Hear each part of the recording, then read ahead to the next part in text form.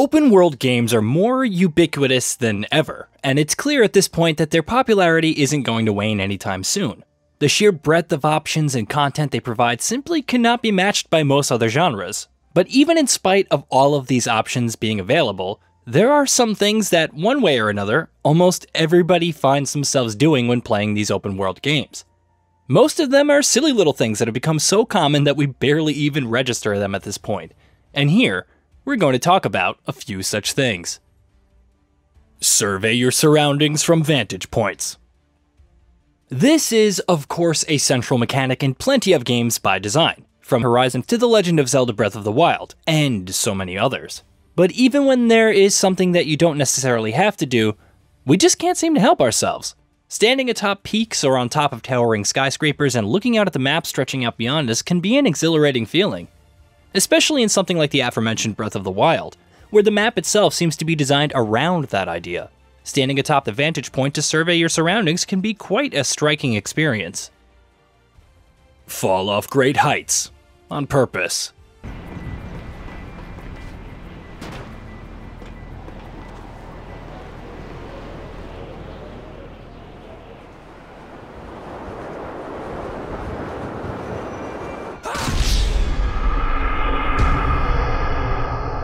We all do this, don't even lie.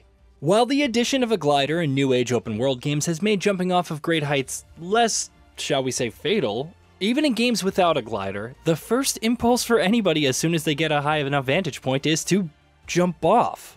Yeah, we know the fall will kill us, but the thrill from seeing the ground rush up those few seconds is a vicarious excitement that we can't really get in real life now, can we? And ultimately, isn't that what video games are about? About getting to do all sorts of stupid and crazy stuff in a safe sandbox environment that hurts no one else. Clear out all the map icons. Almost nothing is more annoying than an open world map or compass flooded with icons.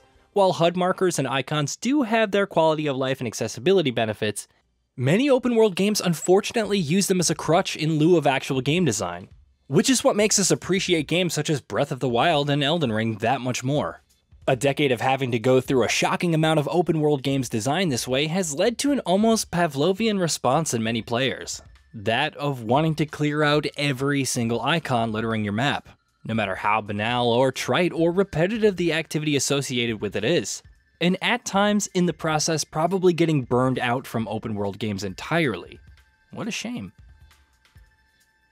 Try and reach unreachable places. If you're playing an open world game, you're going to want to see what the limits of the world are. That comes with the territory. Is there any way to get beyond this chasm? How far into the ocean can I swim? What's on the other side of these mountains? While there are notable open world games that quite literally do allow you to go anywhere, and generally shy away from the concept of unreachable places, in general, we want to try to do that in every open world game there is. And so, we try it every time we launch another one of these. Try to go on a lawless rampage.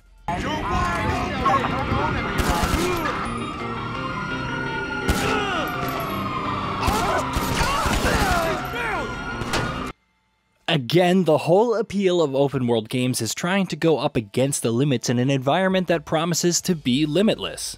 Which is why the impetus for many, if not most, players when playing open world titles is to try and see how many rules they can break, and for how long. From killing innocent civilians to destroying every single thing in sight, Grand Theft Auto has raised an entire generation to treat open world games as an invitation to go crazy. And as a result, we continue to do exactly that in every new open world game we boot up. Speaking of which, try and destroy environments. Testing the limits of an open world game setting can take many different forms. You can test its geographical borders, or you can go on killing sprees, both of which have been mentioned above.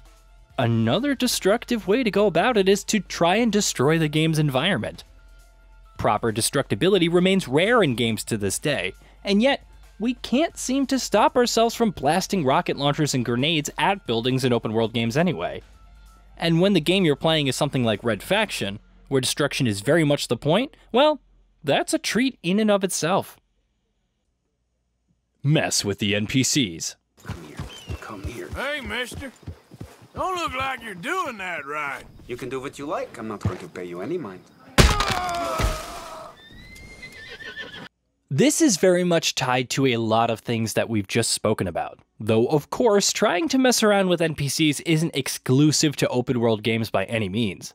A lot of it is just curiosity and trying to see how NPCs will react to different things and actions by the player, while oftentimes we just do it for the heck of it. After all, why not, right? Again, games like Grand Theft Auto and the many crime-based titles that it inspired have hammered this instinct deep into millions of players. To the extent that, for quite a few, the first reaction to seeing an NPC is thinking of ways to try and make their life miserable for them.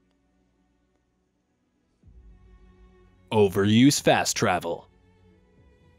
Fast travel is probably one of the most crucial features in any open world game. Though, given how much of a staple it is, it's no surprise that we hardly ever pay it any mind. As useful as it is though, oftentimes its very presence makes it fall into patterns that seem to revolve around it.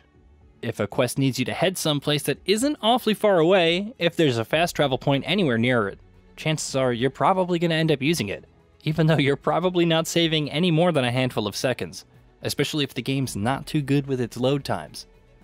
Of course, that's not always the case.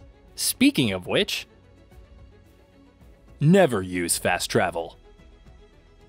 Every so often, we come across games where the simple act of moving around is an absolute blast, where getting from point A to point D is so fun that it can make even the most mundane act of traversal an absolute blast.